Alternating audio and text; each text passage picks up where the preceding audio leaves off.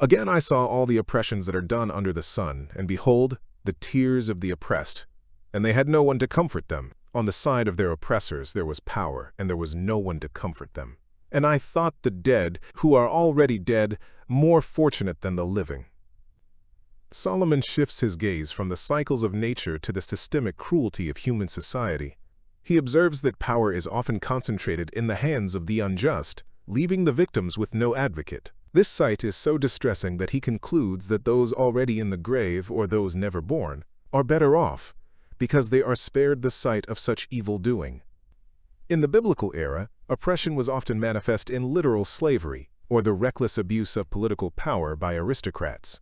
Today, while legal frameworks have changed, we still see the tears of the oppressed in systemic poverty and social marginalization, where the voiceless still struggle to find a comforter in the face of vast institutional power.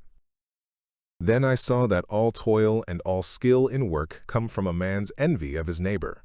This also is vanity, and a striving after wind. The fool folds his hands and eats his own flesh. Better is a handful of quietness than 2 hands full of toil. The preacher identifies a primary motive for human achievement, the desire to outdo others. He sees that hard work is often driven by jealousy of his associate, rather than necessity.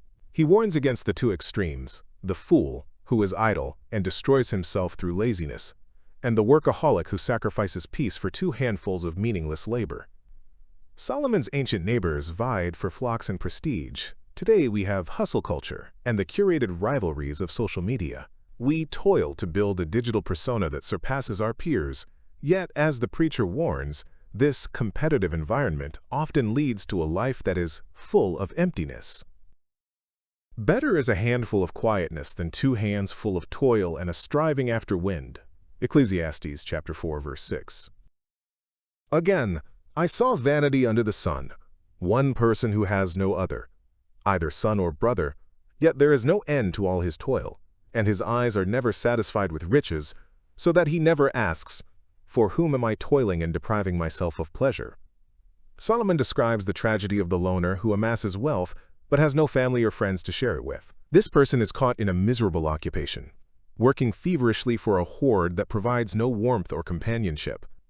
The ancient loner had no heir. The modern professional often sacrifices relationships for career advancement, ending up one without another in a sprawling, expensive home. Both find that wealth cannot embrace or encourage them when they are isolated. 2 are better than 1, because they have a good reward for their toil. For if they fall, one will lift up his fellow. Also, if 2 lie together, they are warm.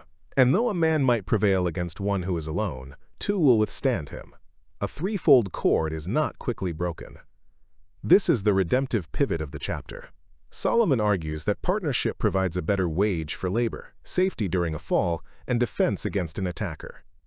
The threefold cord represents a community or a marriage that is reinforced by a 3rd element, often interpreted as God's presence.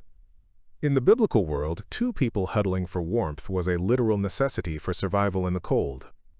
Today, while we have central heating, we face a loneliness epidemic, where spiritual and emotional warmth is only found when we break our isolation and commit to a threefold cord of community and faith. Better was a poor and wise youth than an old and foolish king, for he went from prison to the throne. I saw all the living who move about under the sun, they were with that youth. Yet those who come later will not rejoice in him. Solomon illustrates the vanity of political popularity.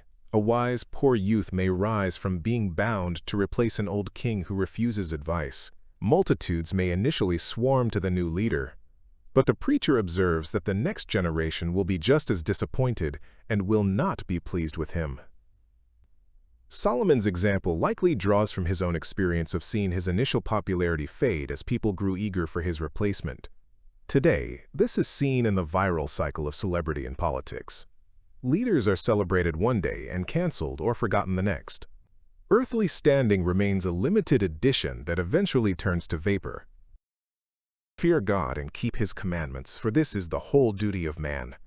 Ecclesiastes chapter 12, verse 13. Subscribe and join for our next video on Ecclesiastes chapter 5.